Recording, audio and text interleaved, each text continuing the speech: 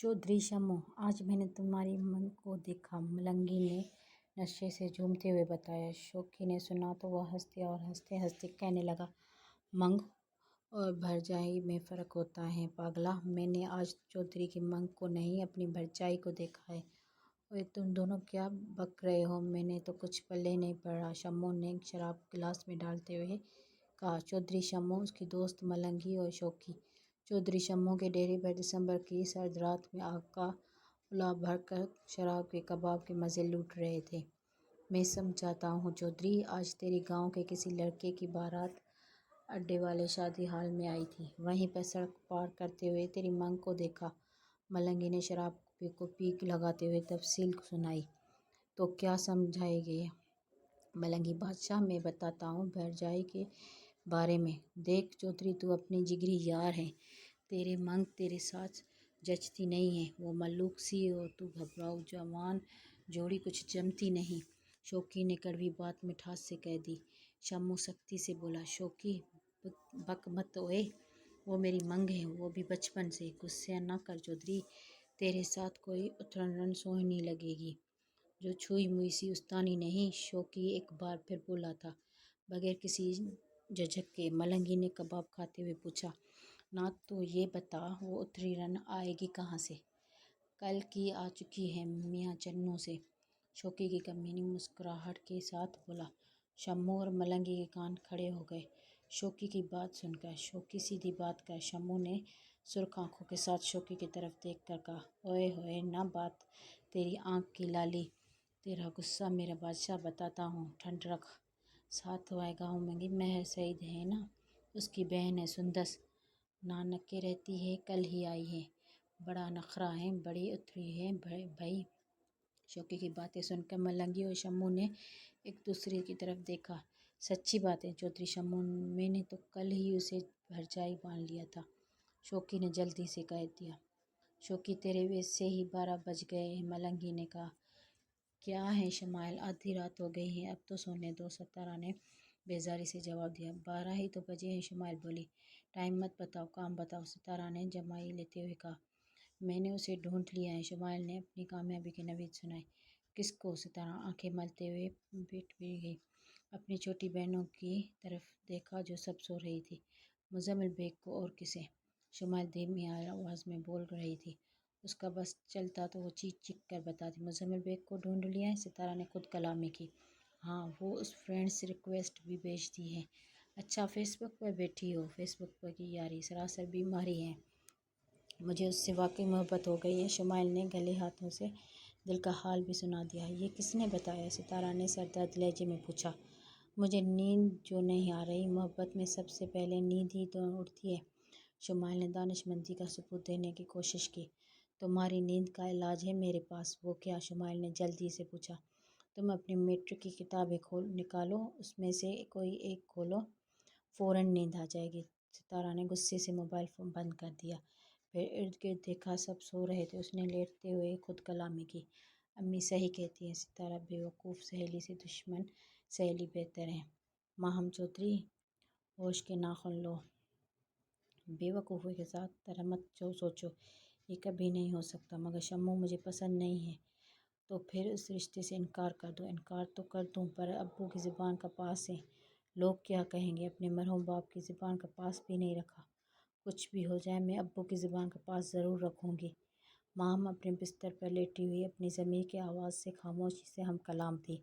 कभी ज़मीर की आवाज़ की दलील मजबूत थी तो कभी माम की आवाज़ बेहतरीन दलाल पेश करती। आवाज़ों की इस जंग में माम को अपनी जगह लट जाने का डर था। तुम्हारी दिल क्या कहता है? ज़मीर से आवाज़ आई। दिल कहता है सीधी राह चलने देता है, ये तो दलदल की तरफ ले जा रहा है। माहम की आवाज़ ही निकली तो उसने लेटे लेटे अपने आंसू साफ किए। दिल में किसी के लिए मोहब्बत की नमी हो तो ही आंखों में चमकती है। चमक जब जज्बात की गिरज सह नहीं पाती हो तो आंखों से बरसने लगती है। ज़मीर ने अपनी हितमी राय दे दी। माहम ने ज़मीर की बात सुनकर गुस्से से लहाफ हटाया और अपने कमरे की खिड़की खोली और मस्जिद के ज़ेने देखने लगी। जहाँ पर मुजम्मिल खड़ा हुआ उसे नज़र आया। मुजम्मिल ने एक नज़र माहम पर डाली और पीछे हट गई। मुजम्मिल को कभी वो खिड़की के पीछे नज़र आती तो कभी अपनी बाहों में झूलते हुए। مزمل نے سامنے پڑی ٹیبل پر رومال کے اوپر رکھے ہوئے چوڑیوں کے ٹکڑوں سے ایک ٹکڑا اٹھایا، اسے دیکھنے لگا۔ ایک دفعہ پھر سارا منظر اس کے دل کی آنکھوں سے نظر آ رہا تھا۔ وہ تنگ آ کر اپنے بیڈ روم سے نکل کر ٹیریس پر چلا گیا۔ ٹیریس کے سامنے اس کے گھر کا باغیچہ تھا، جس میں بیرونی دیوار کے ساتھ ساتھ سنبل و سندری کے اونچے اونچے درخت تھے، جن کے پتوں پر بھی اس ماہم کی تصویر نظر آئی تھی۔ مزمل نے اپنی دائیں ہاتھ کی طرف دیکھا، جس میں ماہم کا تھاما تھا۔ ماہم نے اپنی کلائی پر نظر ڈالی، جہاں خراشیں لگی ہوئی تھیں۔ ماہم چودھری، ایسی خراشیں گھاؤ بن جاتی ہیں۔ اشال کی آواز گونجی۔ وہ کمرے میں آئی، فرسٹ ایڈ باکس نکالا اور کلائی پر پٹی لپیٹ لی۔ مزمل بھی اپنے بیڈ روم میں آیا، فریج کھولی، اس میں سے پائن ایپل کا جوس نکالا اور پینے لگا۔ اس نے ایک ہی سانس میں سارا جوس ختم کر دیا۔ اس کے بعد وہ اپنے بیڈ پر ٹیک لگا کر بیٹھ گیا اور سوچنے لگا، یہ میرے ساتھ کیا ہو رہا ہے؟ اس نے دماغ سے آوازیں آئی، میں بتاتا ہوں، تمہیں اس سے محبت ہو گئی ہے۔ دل نے جلدی سے اطلاع دی، بکواس مت کرو، یہ جھوٹ ہے۔ دماغ نے دل کی بات پر شدید رد عمل دکھایا، پھر سمجھتے ہوئے بولا، بی پریکٹیکل بیگ صاحب، تم دل کی کسی بات کو سیریس مت لو، یہ تو پاگل دیوانہ ہے۔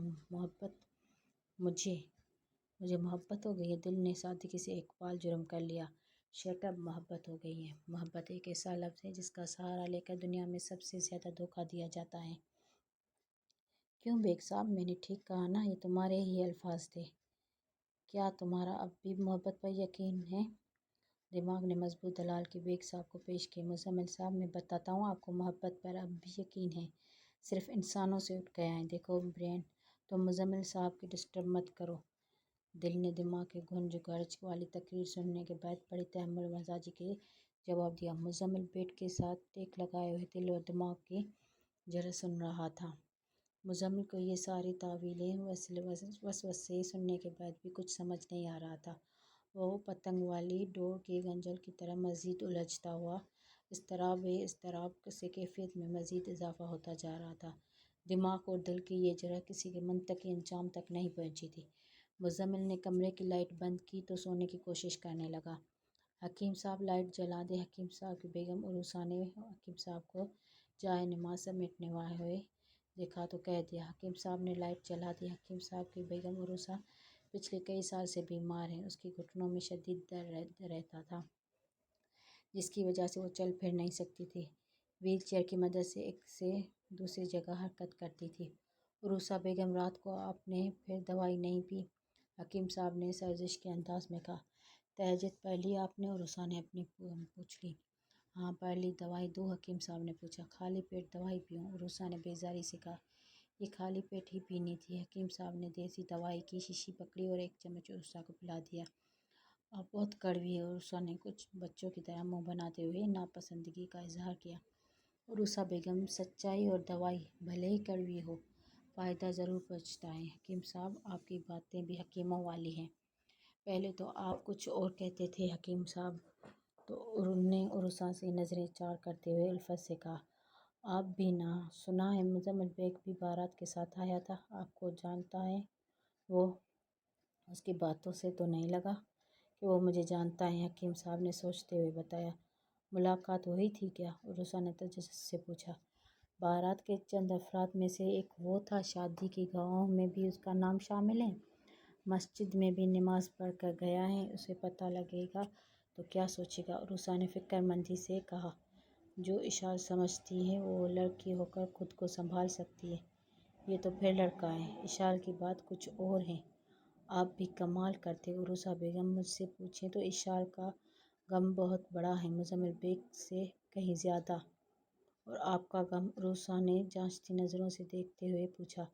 حکیم صاحب نے ایک لمحے کے لیے عروسہ کی آنکھیں ملائی، پھر چائے پائے سے اٹھتے ہوئے بولے، فجر کی اذان کا وقت ہو گیا ہے، میں مسجد جا رہا ہوں۔